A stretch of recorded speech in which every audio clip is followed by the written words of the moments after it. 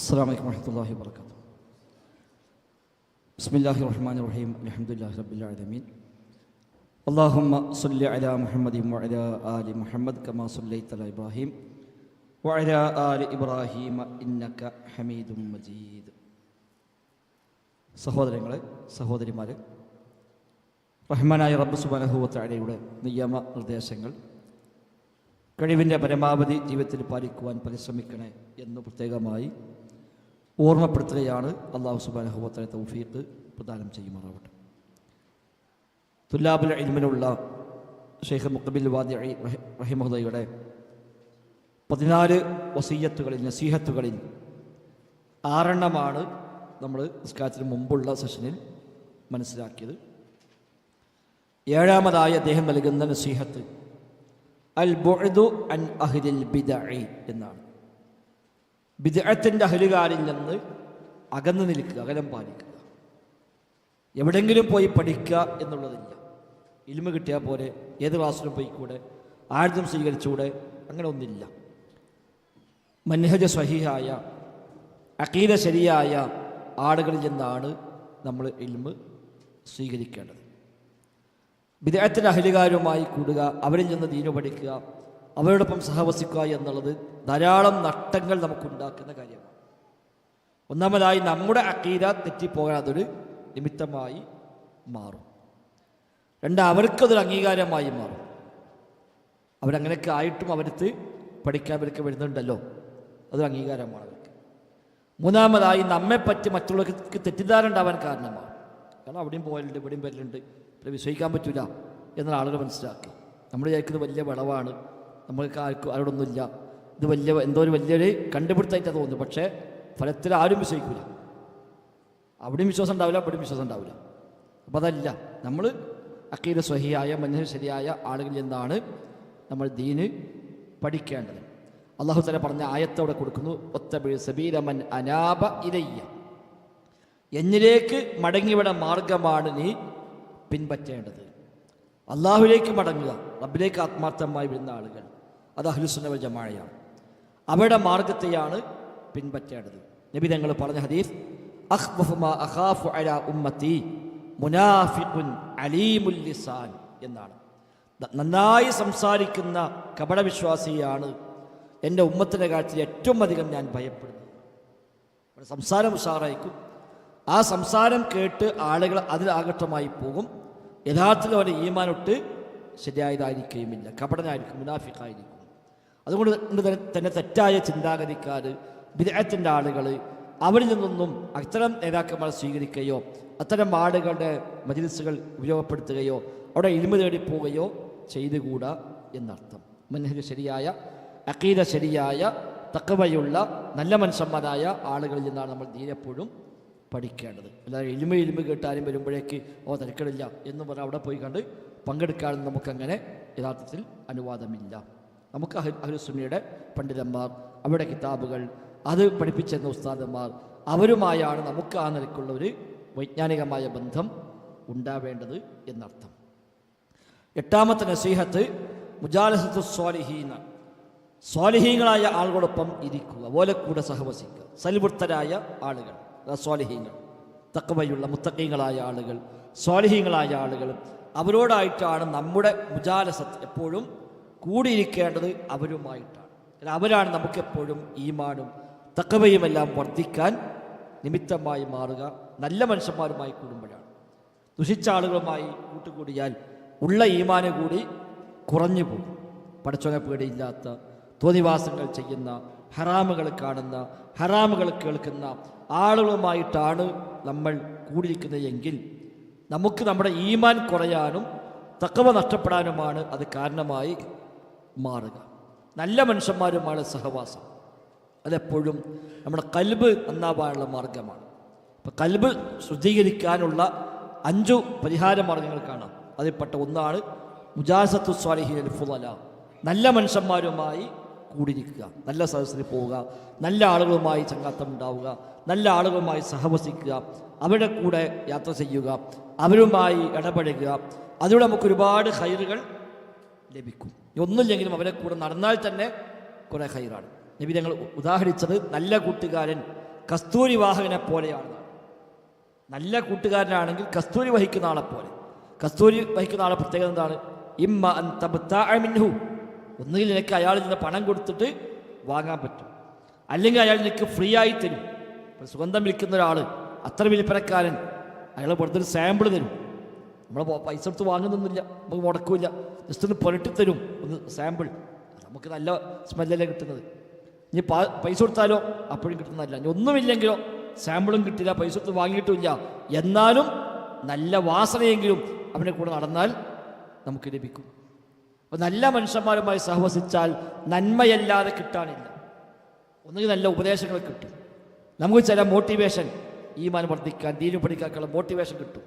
ഞാൻ അയാൾ നമ്മളൊന്നും പറഞ്ഞിട്ടില്ല, നമ്മളങ്ങോട്ട് ചോദിച്ചിട്ടുമില്ല, അവരെ കൂടെ കുറച്ചു നേരം ഇരുന്നു, എന്നാൽ തന്നെ അവരുടെ ചില പ്രവർത്തനങ്ങൾ, അവരുടെ ഇടപെടലുകൾ, അവരുമായുള്ള ചില അവരുടെ രീതികൾ, അതിലൊക്കെ നമുക്ക് കുറേ പാഠങ്ങൾ പഠിക്കാനുണ്ടാവും.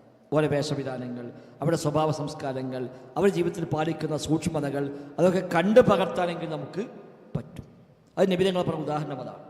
മോശപ്പെട്ട കൂട്ടുകാരനാണെങ്കിൽ നബി തങ്ങൾ ഉദാഹരിച്ചത് കനാഫിഹിൽ കീർ എന്നാണ്. ഒരു ആലയിൽ ഊതുന്ന കൊല്ലപ്പണിക്കാരനെ പോലെയാണ്. അയാളുടെ പ്രത്യേകത, അവിടെ പോയിരുന്നാൽ അയാളുടെ തീപ്പൊരി പാറും, നമ്മുടെ തുണിക്കുപ്പായൊക്കെ വിടുമ്പോഴൊക്കെ ഓട്ടയാവും.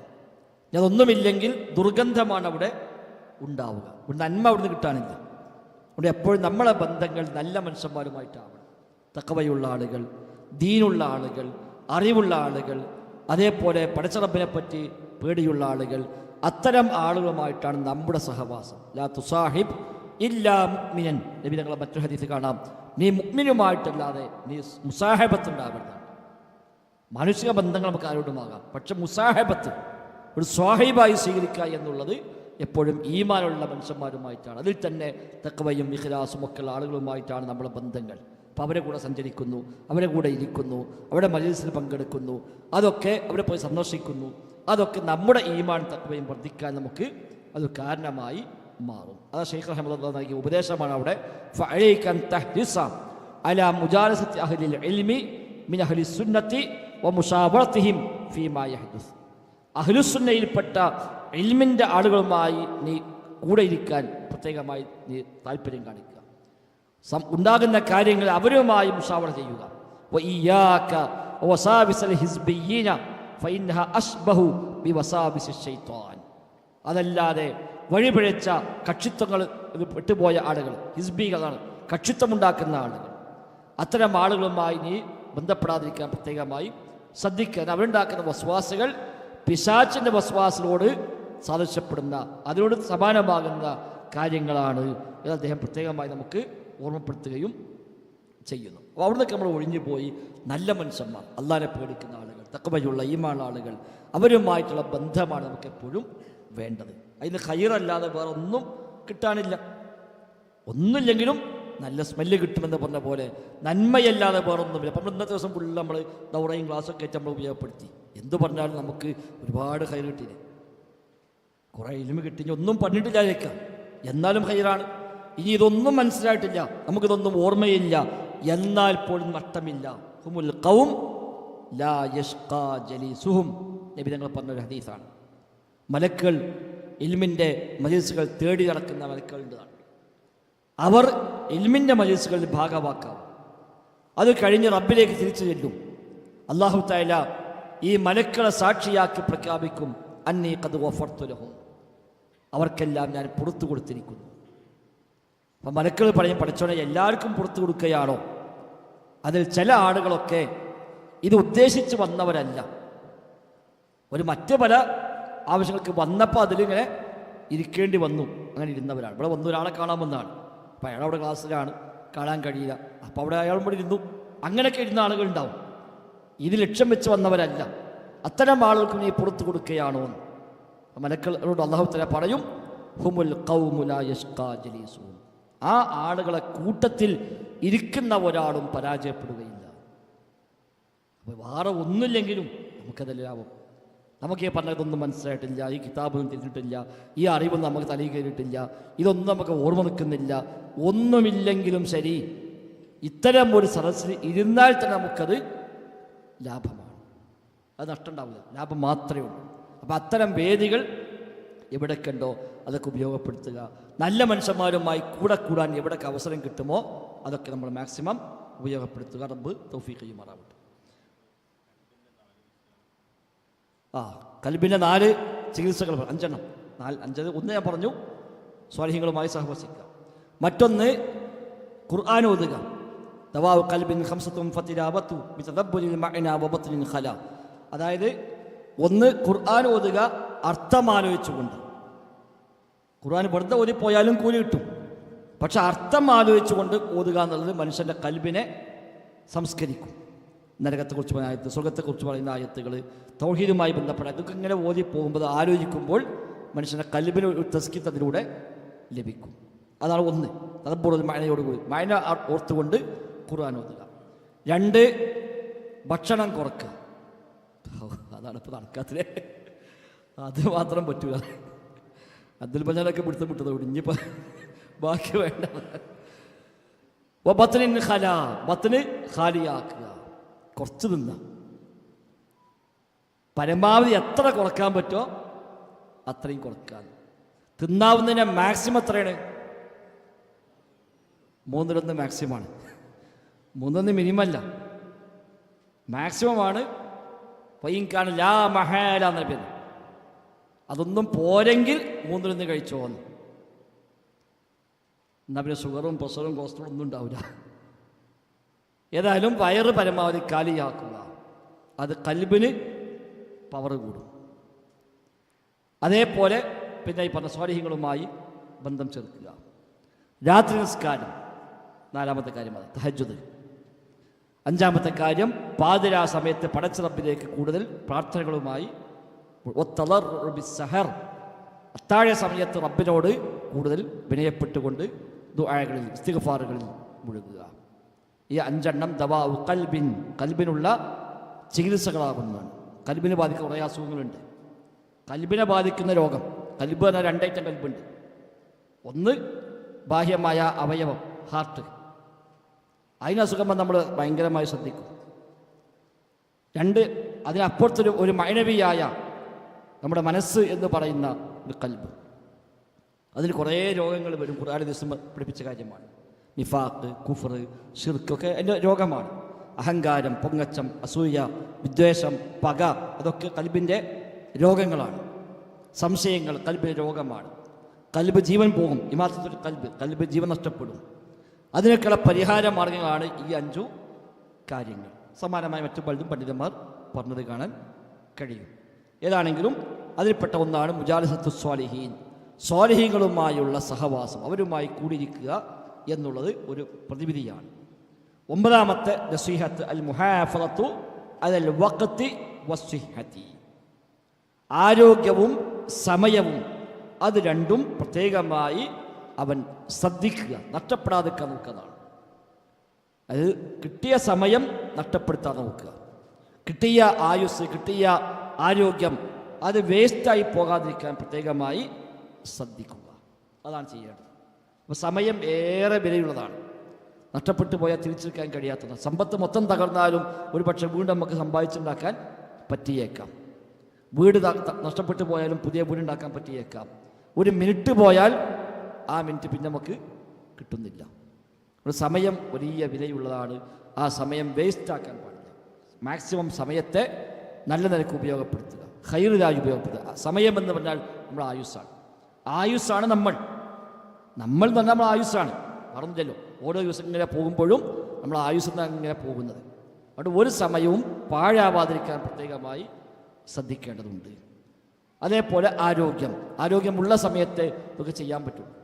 അതുകൊണ്ട് ഉള്ള ആരോഗ്യത്തെ മാക്സിമം നമ്മൾ ഉപയോഗപ്പെടുത്തുക. നബി തങ്ങൾ പറഞ്ഞ ഹദീസ്, നിഅ്മതാനി മഖ്ബൂനും ഫീഹിമാ കസീറുൻ മിനന്നാസ് അസ്സിഹ്ഹതു വൽ ഫറാഗ്.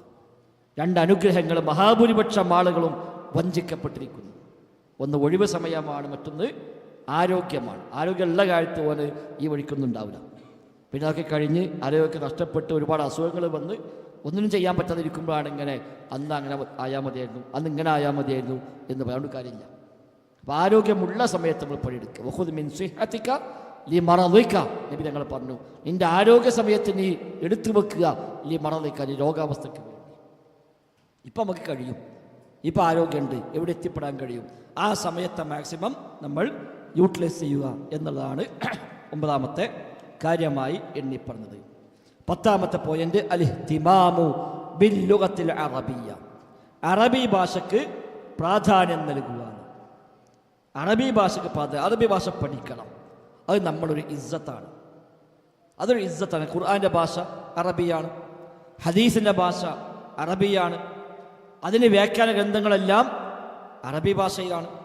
അറബി ഭാഷയ്ക്ക് ഉള്ള സവിശേഷതകൾ ലോകത്ത് മറ്റൊരു ഭാഷക്കുമില്ല. വിശുദ്ധ ഖുർആൻ അറബിയിൽ ഇറക്കിയത് ലഅല്ലക്കും തഅഖിലൂൻ, ചിന്തിക്കാൻ വേണ്ടിയാണ്. അറബിയിൽ ഇറക്കിയാൽ ചിന്തിക്കാൻ പറ്റുന്ന പോലെ വേറെ ഒരു ഭാഷയിലും ചിന്തിക്കാൻ കഴിയില്ല. അത്ര ഡീപ്പായ ഭാഷയാണ് അറബി ഭാഷ. അതേസമയം പഠിക്കാൻ ഏറ്റവും എളുപ്പമുള്ള ഭാഷയുമാണ് അറബി ഭാഷ. ഏറ്റവും പഠിക്കാൻ എളുപ്പമുള്ള ഭാഷ അറബിയാണ്. അറബി ഭാഷ പഠിക്കുക. ഭയങ്കര അഗ്രഗണ്യരായി വലിയ മാഹിര്യങ്ങളായി മാറിയില്ലെങ്കിലും നമുക്ക് ആവശ്യമായ നിലയ്ക്കെങ്കിലും ഖുർആനും സുന്നത്തും മനസ്സിലാക്കാൻ പറ്റാവുന്ന ഒരു നിലവാരത്തിലേക്കെങ്കിലും, അതേപോലെ ഖുർആൻ ഓതുമ്പോൾ തെറ്റുപറ്റാതിരിക്കാൻ, ദിക്ർ ദുആ ചെയ്യുമ്പോൾ തെറ്റുപറ്റാതിരിക്കാൻ, അതുപോലെ ദീനിയായ കാര്യങ്ങൾ കൈകാര്യം ചെയ്യുമ്പോൾ തെറ്റുപറ്റാതിരിക്കാൻ ഒക്കെ ആവശ്യമായ ആ അളവിലെങ്കിലും അറബി ഭാഷ പഠിക്കാൻ നമ്മൾ ശ്രമിക്കുക. അപ്പം അതിനൊക്കെ ഇന്ന് സൗകര്യങ്ങളുണ്ട്, ഇഷ്ടംപോലെ സംവിധാനമുണ്ട്. അങ്ങനത്തെ ഭാഷാ പഠനങ്ങൾ നമുക്കിപ്പോൾ ഈ പ്രായത്തിൽ ഇനിയിപ്പോൾ അതൊന്നും ശരിയാവില്ല എന്നല്ല, ഏത് പ്രായത്തിലും അതൊക്കെ ശരിയാവും. ശരിയാവാത്തൊരു പ്രായവുമില്ല. നമ്മൾക്ക് മനസ്സുണ്ടെങ്കിൽ, ഇസ്തിബാർ സുബറുണ്ടെങ്കിൽ, ഹിമ്മത്തുണ്ടെങ്കിൽ അതൊക്കെ കഴിയുന്ന കാര്യമാണ്. 11ാമത്തെ നസീഹത്ത് അർരിഹ്ലത്തു ഫീ ത്വലബിൽ ഇൽമി, അറിവ് തേടിയുള്ള യാത്രകൾ. അറിവ് തേടിയുള്ള യാത്രകൾ, ഒരുപാട് ഖൈറുകൾ അതിലൂടെയുണ്ട്. ഒന്ന്, അറിവ് നമ്മളെ തേടി വരികയില്ല, നമ്മൾ അറിവിനെ തേടി പോവുകയാണ് വേണ്ടത്. ഇമാം മാലിക് റഹ്മത്തുള്ളാഹി പറഞ്ഞ തത്വമാണ് അൽ ഇൽമു യുഅ്താ വലാ യുഅ്തി. ഇൽമ് എവിടെയാണ് ഉള്ളത് അങ്ങോട്ട് പോവുകയാണ് വേണ്ടത്, ഇൽമ് നമ്മളെ തന്നെ ഇങ്ങോട്ട് വരികയില്ല. സാധാരണ പറയാറുണ്ട്, ദാഹിച്ചവൻ വെള്ളം തേടി പോകണം, വെള്ളം അയാളെ തേടി വരികയില്ല. ആർക്കാ ദാഹം എന്ന് വെച്ചാൽ വെള്ളം കണ്ടു വരില്ല. നമുക്ക് വെള്ളം തെരഞ്ഞു പിടിച്ച് കണ്ടെത്തി കുടിക്കലേ മാർഗമുള്ളൂ എന്ന പോലെയാണ് അറിവ്. അറിവ് എവിടെയുള്ളത്, അറിവുള്ളവർ എവിടെയാണ്, അവിടെ പോകേണ്ടി വരും, അവിടെ പോയിട്ട് പഠിക്കേണ്ടി വരും. അത് നമ്മൾ വീട്ടിൽ നിൽക്കുക, ആവശ്യമുള്ള ഇവിടെ ഒന്ന് പഠിപ്പിക്കട്ടെ എന്നുള്ളതല്ല. ഇന്നിപ്പോൾ ഈ ഹോം ട്യൂഷൻ വന്നപ്പോൾ ഇതൊക്കെ ആകെ പൊളിയാണ്. ഉസ്താദ് പരീക്ഷ വരിക, എന്നിട്ട് അതിന് പൈസ വാങ്ങി പോകാൻ പിന്നെ ഇതിൻ്റെ എല്ലാ വർക്കത്തോടെ നഷ്ടപ്പെട്ടു പോകാം. ഇമാം ബുഖാരി റഹ്മത്തുള്ളാഹി സ്വഹീഹ് ബുഖാരിയുടെ രചന, അതിൻ്റെ ക്രോഡീകരണം പൂർത്തിയായ ശേഷം ഒരുപാട് ശിഷ്യന്മാർക്ക് ഇമാം ബുഖാരി പഠിപ്പിച്ചു കൊടുത്തു. അന്നത്തെ ഭരണാധികാരി ഖലീഫ ഇമാം ബുഖാരിക്ക് ആളെ പറഞ്ഞയച്ചു, നിങ്ങളിങ്ങനെ ഒരു കിതാബ് ഉണ്ടാക്കിയിട്ടുണ്ട് എന്നറിഞ്ഞു, ആ കിതാബ് നിങ്ങളെ മറ്റു കിതാബുമായി നിങ്ങളൊന്ന് വരണം, എനിക്കതൊന്ന് പഠിക്കണം.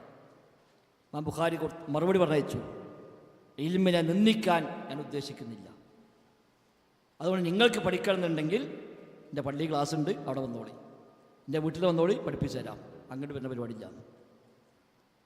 കാരണം ഇൽമിനൊരു മഹത്വമുണ്ട്, അതിനെ അനാദരിക്കാൻ നിന്ദിക്കാൻ ഞാൻ ഉദ്ദേശിക്കുന്നില്ല എന്ന് ഇമാം ബുഖാരി എന്ന് കൊടുത്ത മറുപടി. ഇമാം മാലിക്കിനോട് അന്നത്തെ ഭരണാധികാരി പറഞ്ഞു, എൻ്റെ 2 മക്കൾക്ക് ദീന് പഠിക്കണം, അതുകൊണ്ട് നിങ്ങൾ പ്രത്യേക ടൈം തരണം, നിങ്ങളോട് വേണ്ട വരണം, എൻ്റെ കൊട്ടാരത്തിൽ വന്നിട്ട് കുട്ടികളെ പഠിപ്പിച്ചു തരണം.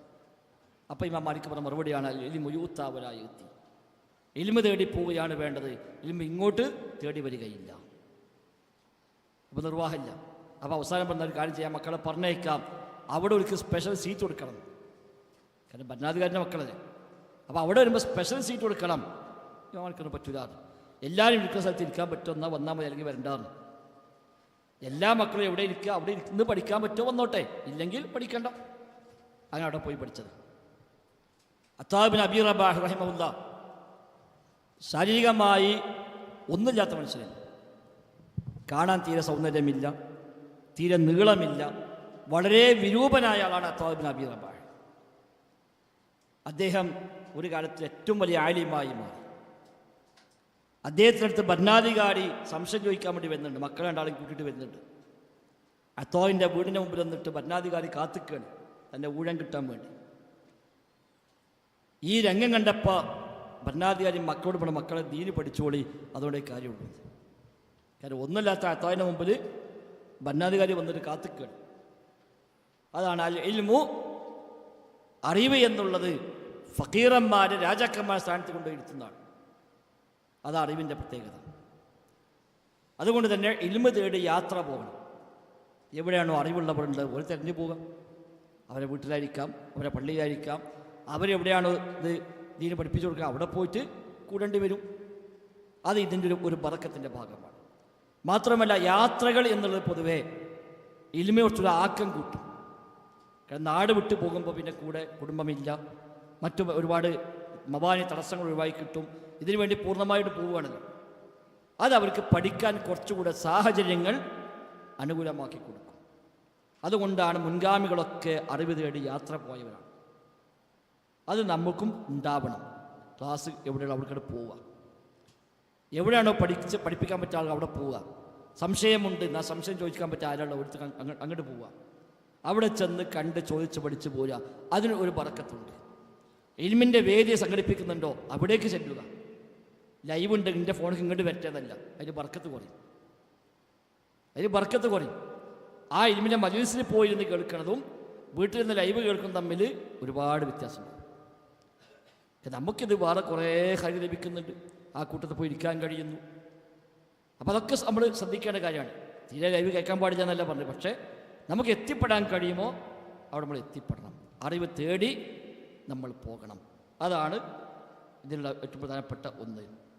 അവിടെ അദ്ദേഹം കൊടുത്ത ഉദാഹരണം കണ്ടോ?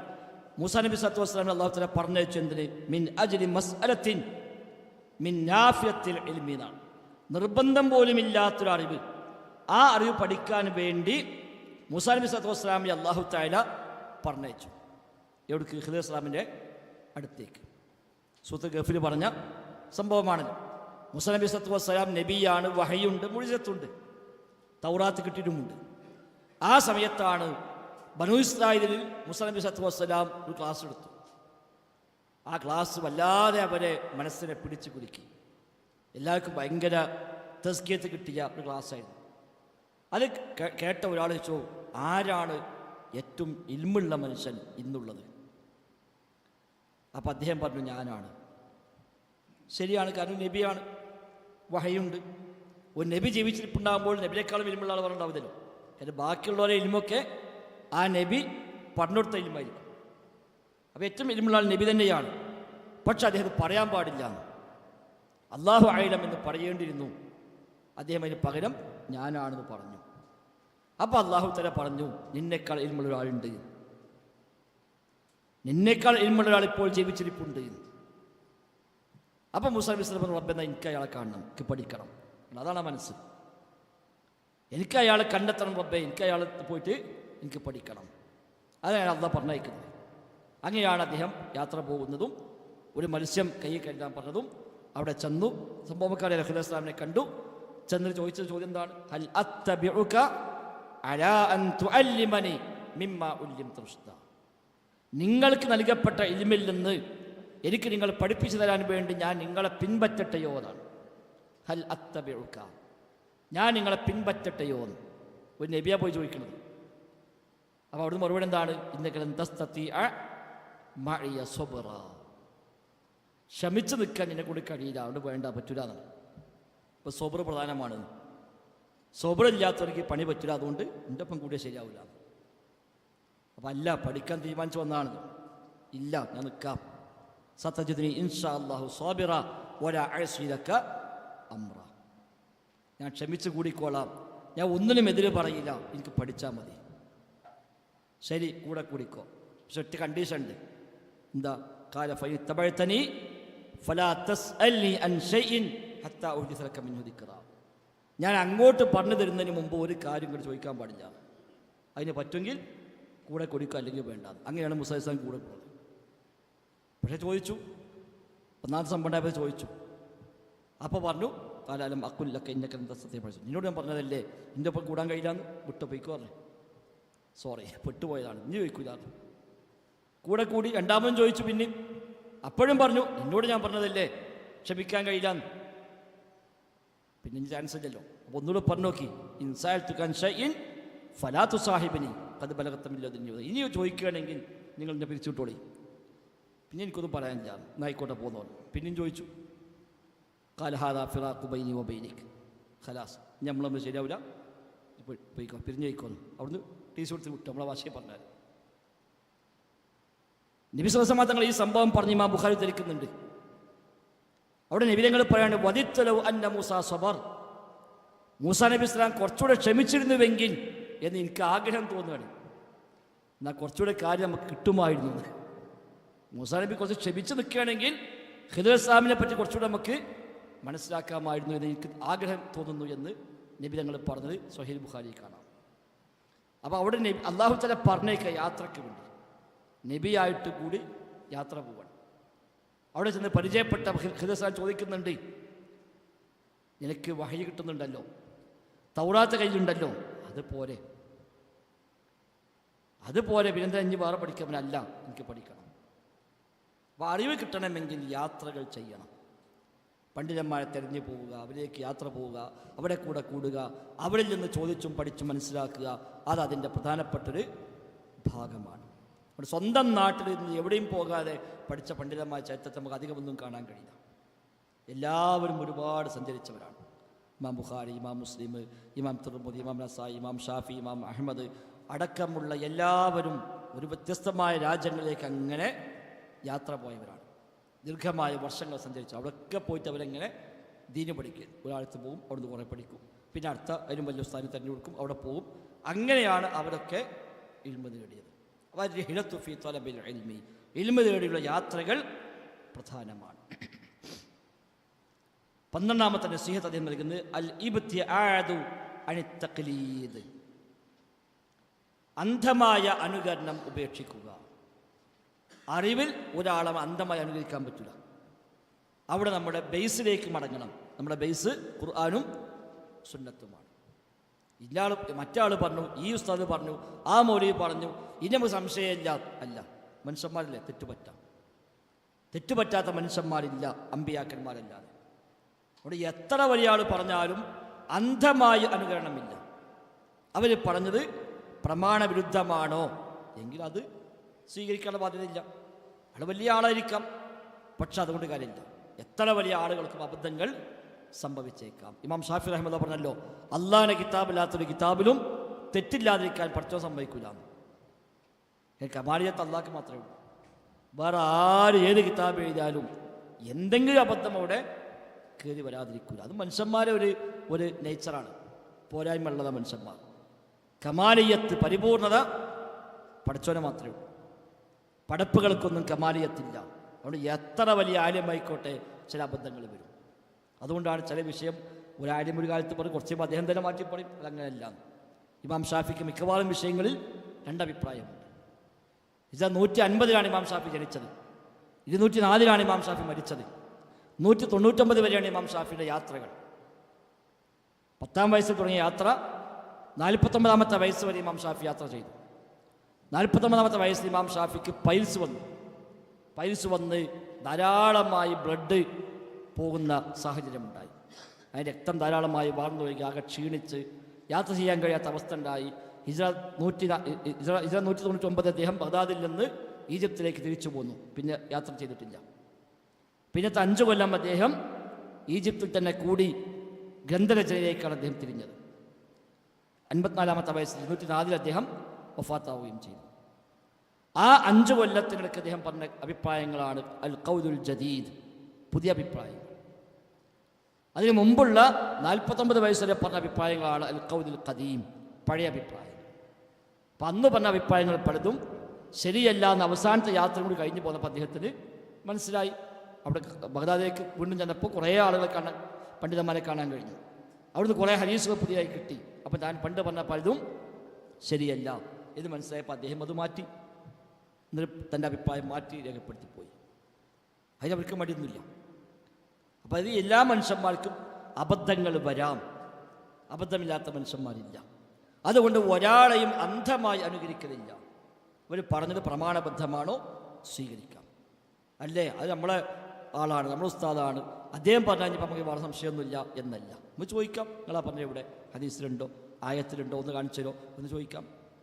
ഹദീസും ആയത്തൊന്നുമില്ല, ഞാനുണ്ട് പറഞ്ഞതാണെന്ന് നമുക്കിത് ആവശ്യമില്ല. മാലിക് റഹിമഹുല്ലാഹ് മദീനത്ത് നിബിതങ്ങളുടെ ഖബറിനപ്പുറത്ത് നിബിതങ്ങളുടെ മിമ്പറിൻ്റെ താഴെ ഇരുന്നു കൊണ്ട് ദീൻ പഠിപ്പിച്ച ആളെ ഇമാം മാലിക് റഹിമഹുല്ലാ. അദ്ദേഹത്തെ സദസ്സ് അവിടെ റൗദയുടെ ഒരു ഭാഗത്ത് നബിതങ്ങളെ മിമ്പർ എന്ന സ്ഥലമുണ്ടല്ലോ, അവിടെയാണ് ഇമാം മാലിക് റഹിമഹുല്ലാ ദീൻ പഠിപ്പിക്കാൻ വേണ്ടി ഇരിക്കാറുള്ളത്. അവിടെ ഇരുന്ന വലതു ഭാഗത്ത് നബിയുടെ ഖബറുണ്ടാവും. അവിടെ ഇമാം മാലിക്കിൻ്റെ ഇരിപ്പിടം. അദ്ദേഹം ദീൻ പഠിപ്പിക്കും. ഓരോ വിഷയം പഠിക്കുമ്പോൾ അദ്ദേഹം പറയും, ഏതൊരാളുടെ വാക്കിലും തള്ളേണ്ടതുമുണ്ടാകും കൊള്ളേണ്ടതുമുണ്ടാകും, ഇല്ലാ സ്വാഹിബ ഹാദൽ ഖബർ. ഈ ഖബറിൽ കിടക്കുന്ന ആളല്ലാത്ത മറ്റാരുടെ വാക്കിലും തള്ളേണ്ടതുമുണ്ട് കൊള്ളേണ്ടതുമുണ്ട്. അത് ഇമാം മാലിക് റഹ്മത്തുള്ളാഹി ധാരാളമായി പറയുന്ന ഉപദേശമായിരുന്നു. അദ്ദേഹം ഹദീസ് റിപ്പോർട്ട് ചെയ്യുമ്പോൾ അദ്ദേഹം പറയാനുള്ളത്, എന്നോട് ഇന്നയാൾ പറഞ്ഞു, അദ്ദേഹത്തോട് ഇന്നയാൾ പറഞ്ഞു, അദ്ദേഹം ഈ ഖബറിൽ കിടക്കുന്ന ആളിൽ നിന്ന് കേട്ടു. അങ്ങനെയാണ് ഇമാം മാലിക് റഹ്മത്തുള്ളാഹി ഹദീസ് പറയാറുള്ളത്. ഹദ്ദസനി നാഫിഉ അൻ ഇബ്നു ഉമർ അൻ സ്വാഹിബി ഹാദൽ ഖബർ. ഉദാഹരണം, എന്നോട് നാഫി പറഞ്ഞു, നാഫിനോട് ഇബ്നു ഉമർ പറഞ്ഞു, ഇബ്നു ഉമർ ഈ ഖബറിൽ കിടക്കുന്ന നബിയിൽ നിന്ന് കേട്ടിരിക്കുന്നു. ഇങ്ങനെയാണ് ഇമാം മാലിക് റഹ്മത്തുള്ളാഹി ഹദീസ് പലപ്പോഴും ഉദ്ധരിക്കാറുള്ളത്. അപ്പോൾ അനുകരണമില്ല, തഖ്ലീദുൻ അഅ്മ, അന്ധമായ അനുകരണം എന്നത് ഇല്ല. നമുക്ക് ചോദിക്കാം, അന്വേഷിക്കാം, ഉസ്താദുമാർ പറഞ്ഞാൽ സ്വീകരിക്കാം. പക്ഷെ ആ പറഞ്ഞത് പ്രമാണത്തിന് യോജിക്കുന്നില്ല എന്ന് എപ്പോൾ ബോധ്യമായോ അവിടെ നമുക്ക് പിന്നെ അവരോട് അപ്രമാദിത്വമില്ല. കാരണം അവരേക്കാൾ ബഹുമാനം പ്രമാണങ്ങൾക്കാണ്. ഒരാളെ കൊണ്ട് ദീനിന് മഹത്വം കൂടില്ല, ദീനിനെ കൊണ്ട് ആൾക്ക് മഹത്വം കൂടുക ചെയ്യും. ഒരു വ്യക്തിയെ കൊണ്ട് ദീനിന് മഹത്വം കൂടുന്നില്ല, ദീനിന് അല്ലാഹുവിന്റെ മഹത്വമുണ്ട്. എന്നാൽ ദീന് കൊണ്ട് വ്യക്തികൾക്ക് മഹത്വം കൂടും. ഒരു ദീനിൻ്റെ ഖാദിമായി അയാൾക്ക് മഹത്വം ഉണ്ടാകും. ദീനിന് വേണ്ടി സേവനം ചെയ്തു അയാൾക്ക് മഹത്വം കിട്ടും. അയാളെ കൊണ്ട് ദീനിന് മഹത്വം കൂടി എന്നുണ്ടാവില്ല. ദീനിന് അല്ലാഹുവിന് നിശ്ചയിച്ച മഹത്വമുണ്ട്. അതുകൊണ്ട് ആളെ നോക്കിയിട്ടല്ല ദീന് മനസ്സിലാക്കുക, ദീൻ നോക്കിയിട്ട് ആളെ മനസ്സിലാക്കണം. ഇവരൊക്കെ അവിടെ എന്നാ ഞാനവിടെ ഇല്ല. ആളെ നോക്കിയിട്ട് ദീന് മനസ്സിലാക്കാൻ പറ്റില്ല, ദീൻ നോക്കിയിട്ട് ആളെ മനസ്സിലാക്കാം. അതാണ് ബേസ്, അഹ്ലുസുന്നയുടെ ബേസ് അതാണ്. അല്ലാത്തവർക്ക് അതല്ല. അല്ലാത്തവരെ സംബന്ധിച്ച് നമ്മളെ പാർട്ടി പറഞ്ഞു, നമ്മളെ നേതാക്കന്മാർ പറഞ്ഞു, നമ്മളെ പണ്ഡിതന്മാർ പറഞ്ഞു, അതിനെതിരായിട്ട് ഹദീസ് വന്നാൽ ആ ഹദീസ് നമുക്ക് ആവശ്യമില്ല, അതിനെതിരായിട്ട് ആയത്ത് കണ്ടാൽ ആ ആയത്ത് ആവശ്യമില്ല എന്ന് പറയും തഖ്ലീദിൻ്റെ ആളുകൾ. അത് ഫിഖ്ഹിലായാലും അഖീദയിലും അങ്ങനെ തന്നെയാണ്. അപ്പോൾ അഹ്ലുസുന്നക്ക് അതില്ല. അഹ്ലുസുന്നയെ സംബന്ധിച്ച് അങ്ങനത്തെ തഖ്ലീദ്. കാരണം അല്ലാഹു പറഞ്ഞു, വലാ തഖഫു മാ ലൈസ ലക ബിഹി ഇൽമുൻ, നിനക്ക് ഇൽമില്ലാത്ത ഒന്നിൻ്റെ പിറകെ നീ കൂടരുത്, നീ പോകരുത് എന്ന് അല്ലാഹു പ്രത്യേകം പറഞ്ഞു. അപ്പോൾ അറിവാണ്, ഇൽമാണ് ഏറ്റവും പ്രധാനം. അതില്ലെങ്കിൽ അതുകൊണ്ട് പ്രത്യേകിച്ച് പ്രയോജനമൊന്നുമില്ല. 13ാമത്തെ കാര്യം, അൽ ബുഅദു അനിൽ ജദലി, തർക്കങ്ങളിൽ നിന്ന് അകന്നു നിൽക്കുക. അനാവശ്യമായ തർക്കങ്ങൾ, വെറുതെ പറഞ്ഞ് ജയിക്കാൻ വേണ്ടിയുള്ള ഈ വാഗ്വാദങ്ങൾ ഒരു കാര്യമില്ല. ഹക്ക് ബോധ്യപ്പെടുത്താൻ വേണ്ടിയുള്ള സംവാദങ്ങളാണ്. അവിടെ പോലും കുറേ നിബന്ധനകൾ വെച്ചിട്ടുണ്ട്.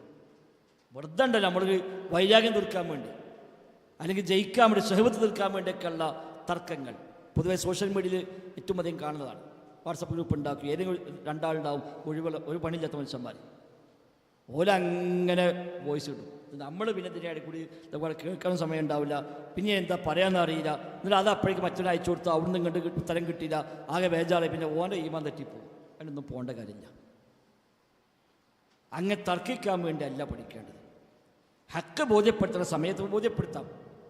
അനാവശ്യ തർക്കങ്ങളിലേക്ക് വിശ്വാസി പോകാവതല്ല, നമുക്ക് ആവശ്യമില്ല. അത് നമ്മുടെ ശൈലിയല്ല, അതിനുവേണ്ടി പഠിക്കേണ്ടതുമില്ല. നമ്മൾ നേരത്തെ പറഞ്ഞ പലപ്പോഴും നമ്മൾ റെഫർ ചെയ്യുന്നതിനാണ്. ഒരു ഗ്രൂപ്പ് ചർച്ച എടുക്കുന്നുണ്ട്, ഉത്തരം പറയാൻ കഴിയണില്ല, ഇപ്പം കിട്ടണമെന്നറിയാം, അങ്ങനെ നമ്മൾ പഠിക്കേണ്ട ആവശ്യമില്ല. അതിനല്ല പഠിക്കേണ്ടത്. നമ്മൾ പഠിക്കേണ്ടത് നമുക്ക് വേണ്ടിയാണ്. അത് എവിടെയും പറയേണ്ട സന്ദർഭമുണ്ടോ അവിടെ പറയാം. അല്ലാതെ തർക്കിച്ച് ജയിച്ചിട്ട് വാക്സാമർത്ഥ്യം കൊണ്ട് മേലെ നിൽക്കുക, മറ്റൊരു തള്ളിയിടുക, അതൊന്നും നമ്മൾ അഹ്ലുസുന്നയുടെ ശൈലിയല്ല. അങ്ങനത്തെ സംവാദങ്ങളുമില്ല, അങ്ങനത്തെ തർക്കങ്ങളുമില്ല. അഹ്ലുസുന്നക്ക് സംവാദങ്ങൾക്ക് ഒരുപാട് നിബന്ധനയുണ്ട്. ആ നിബന്ധനകൾ പാലിക്കുന്ന നേരത്തെ സംവാദം ആവശ്യമുള്ളൂ. അല്ല എല്ലാ സ്ഥലത്തും എവിടെയും പോയിക്കാണ്ട് ആരെയും വെല്ലുവിളിച്ചാൽ അവിടെയൊക്കെ പോയി എത്തിയെടുക്കുക, അതൊന്നുമില്ല. വെല്ലുവിളിക്ക് എളുപ്പമുണ്ടാവും. സോഷ്യൽ മീഡിയയിൽ വരും വെല്ലുവിളി. ആരെങ്കിലും ഉണ്ട്, ധൈര്യമുള്ള ആരെയും ഉണ്ടെങ്കിൽ വരും, ഇല്ല ആരും ഇല്ലാതെ മതി, കഴിഞ്ഞു, അത്ര ഉണ്ടോ. ആളുകളെ അയച്ചാൽ ഇത് എടുക്കാൻ ഭയങ്കര മോശമാണ്. ഒരു മോശമില്ല, ഒരു മോശമില്ല, അവിടെ നോട്ടെ. അപ്പോൾ ധൈര്യമില്ല, ധൈര്യമില്ല, ഖലാസ്, എന്താ പോയി കുഴപ്പം, അത്രയേ ഉള്ളൂ. ചില മനുഷ്യന്മാർ അങ്ങനെ ഉണ്ടാവും. ഇപ്പോൾ സോഷ്യൽ മീഡിയ ഒക്കെ നടക്കുന്നുണ്ട്, മുജാഹിദിൻ്റെ തറവാട്ട് പോയി വെല്ലുവിളിക്കുന്നു പറഞ്ഞിട്ട് ഒരു വെല്ലുവിളിപ്പം നടക്കുന്നുണ്ട്. ഈ കുറേ മനുഷ്യന്മാരെ അയച്ചിട്ടുണ്ട്, മുജാഹിദീങ്ങളെ കേന്ദ്രത്തിൽ വെല്ലുവിളിച്ചു. ഞാൻ മുജാഹിദീങ്ങളെ കേന്ദ്രം മക്ക മദീനയാണ്, പുടിക്കലൊന്നുമല്ല. മുജാഹിദീങ്ങളെ കേന്ദ്രം മക്ക മദീനയാണ്, പുടിക്കല നമ്മളെ കേന്ദ്രം. അതിനായി ഇതെന്തെങ്കിലും പറഞ്ഞാൽ പറ്റില്ല, മറുപടി പറഞ്ഞാൽ പറ്റില്ല. എന്തിനാ മറുപടി പറഞ്ഞു? വാർഡ് പറഞ്ഞു ആയിക്കോട്ടെ, അത്രയേ ഉള്ളൂ. നമ്മൾ അതിന് വാശി പിടിച്ചിട്ട് അത് ഞാൻ ഇപ്പോൾ കാണിച്ചാൽ എപ്പോഴും കൊണ്ടുവന്നേരാനിട്ട് നമ്മൾ അവിടുന്ന് ഓഫർ കൊടുത്ത് പോരുന്നും വേണ്ട. എന്നിട്ട് പിന്നെ നമ്മളാകെ വശമായി. ഞാൻ ആ ഗ്രൂപ്പിൽ പറഞ്ഞു പോകുന്നതാണ്, പിന്നെ എനിക്ക് പറയാൻ പറ്റിയിട്ടില്ല, ആരെ വിളിച്ചിട്ടും കിട്ടുന്നില്ല, ഉസ്താദ്മാർക്ക് ഇപ്പോഴൊക്കെ അയച്ചു കൊടുത്തു ഒരു റിപ്ലൈ ഇല്ല. അതിനൊന്നും നിൽക്കണ്ടെന്ന്. അങ്ങനെയൊന്നും അള്ളാഹ് നമ്മളെ ഏൽപ്പിച്ചിട്ടില്ല. അങ്ങനത്തെ പണിയൊന്നും പഠിച്ചോ നമ്മളെ ഏൽപ്പിച്ചിട്ടില്ല. അതുകൊണ്ട് തർക്കങ്ങൾ അത് മതത്തിലത്ര നല്ലതല്ല. അനാവശ്യമായ വിവാദങ്ങൾ, ബഹളങ്ങൾ നല്ലതല്ല. കുറേ നഷ്ടങ്ങൾ അതുകൊണ്ട് ഉണ്ടാകും. എന്നാൽ ദീന് പറയണ സന്ദർഭം വരുമ്പോൾ അത് വേണ്ടിവരും, അത് വേറെ കാര്യം. അതിനെ നിബന്ധനകൾ പാലിച്ചുകൊണ്ട് അതിന് യോഗ്യതയുള്ള ആളുകൾ അവരെ ചെയ്യേണ്ടത്. ഇപ്പം ഈ ഉമ്മത്തിൽ ഒന്നാമത്തെ സംവാദം ആരാടത്തിയത്? Ibn Abbas. അതെങ്ങനെ പോയത്? ഖലീഫയോട് അനുവാദം ചോദിക്കരുത്. അന്ന് ഖലീഫ അലി ഇബ്നു അബി ത്വാലിബാണ്. ഇബ്നു അബ്ബാസും അലി ഇബ്നു അബി ത്വാലിബ് എളാപ്പമത്തെ മക്കളല്ലേ. എനിക്കിപ്പോൾ എന്താ അലിയോട് ചോദിക്കാൻ എന്ന് ഇബ്നു അബ്ബാസ് തോന്നിയിട്ടില്ലല്ലോ. പെർമിഷൻ ചോദിച്ചു. അലി ഇബ്നു അബി ത്വാലിബ് വേണ്ട, പോണ്ടായിരുന്നു. ഓരോ സ്വഭാവം കുറച്ച് മോശമാണെന്നാണ്. ഖവാരിജികളുടെ സ്വഭാവം മോശമാണ്, അവൻ നിങ്ങളെ എന്തും ചെയ്യാൻ മടിക്കൂല, അവിടെ ഞങ്ങൾ പോകാത്ത നല്ലത്. ഇബ്നു അബ്ബാസ് പറഞ്ഞു, എനിക്ക് ഒരു ആത്മവിശ്വാസമുണ്ട്, അവിടെ പോയാൽ കുറേ ഖൈറുണ്ടാകും, നിങ്ങൾ അനുവദിക്കുകയാണെങ്കിൽ ഞാൻ പോകാം, ഇല്ലെങ്കിൽ പോകുന്നില്ല. അതാണ് ഒരു മാതൃക. അപ്പോൾ ആ ഒരു ഹിമ്മത്ത് കണ്ടപ്പോൾ അലി ഇബ്നു അബി ത്വാലിബ് തോന്നി സമ്മതം കൊടുക്കാം, ഖൈറുണ്ടാകും. ആ പെർമിഷൻ കിട്ടിയിട്ട് അദ്ദേഹം പോയത്. അവിടെ പോയി സംവാദം നടത്തി. 20,000 ആളുകൾ തൗബ ചെയ്ത് മടങ്ങി അഹ്ലുസുന്നയ്ക്ക് അന്ന് ഖവാരിജുകളിൽ നിന്ന്. അതുകൊണ്ട് പിന്നെ ഖവാരിജുകൾ ഇബ്നു അബ്ബാസിലെ ഏറ്റവും വലിയ ശത്രുക്കളായി മാറി. ഇബ്നു അബ്ബാസിനെ കൊല്ലാൻ വരെ പലപ്പോഴായി അവർ പരിശ്രമിച്ചു. സംസം കിണറ്റിൻ്റെ അടുത്ത് ഇബ്നു അബ്ബാസ് ഇരിക്കുമ്പോഴാണ് ഖവാരിജുകളുടെ നേതാവ് ഇബ്നു അസ്റഖ് കയറി വന്നുകൊണ്ട് വളരെ മോശമായ പദപ്രയോഗം നടത്തി. യാ അഅ്മൽ ഖൽബി വൽ ബസർ, കണ്ണും കൽബും പൊട്ടിയവനെ എന്ന് വിളിച്ചുകൊണ്ട് ഇബ്നു അബ്ബാസിനോട് സംസാരിക്കാമെന്ന് കാണാൻ പറ്റും. ഇബ്നു അബ്ബാസ് അപ്പുറത്ത് തിരികെ ചെയ്തത് മൈൻഡ് ചെയ്യാതെ വിട്ടു. അപ്പോൾ അവിടെ ഒരു മാതൃക നമുക്കതിലൊക്കെ ഉണ്ട് നടത്തും. അനാവശ്യമായ തർക്കങ്ങൾ അത് നമുക്ക് വേണ്ട. നബി തങ്ങൾ പറഞ്ഞു, മാ ളല്ല ഖൗമുൻ ബഅദ ഹുദൻ കാനു അലൈഹി ഇല്ലാ ഊത്തുൽ ജദൽ. നേർവഴിയിലായൊരു ജനത പിന്നീട് അതിൽ നിന്ന് വഴി പിഴച്ചു പോവുകയാണെങ്കിൽ അവർക്ക് തർക്ക സ്വഭാവം നൽകപ്പെടാതിരിക്കുകയില്ല. ഹിദായത്തിലായിരുന്നു ആദ്യം, നേർവഴിയിലായിരുന്നു ആദ്യം, പിന്നെ അവിടുന്ന് റൂട്ട് മാറിപ്പോയി എങ്കിൽ പിന്നെ ഉണ്ടാകുന്ന പണി തർക്കങ്ങളായിരിക്കും. അവർക്ക് തർക്ക സ്വഭാവം ഉണ്ടാകും.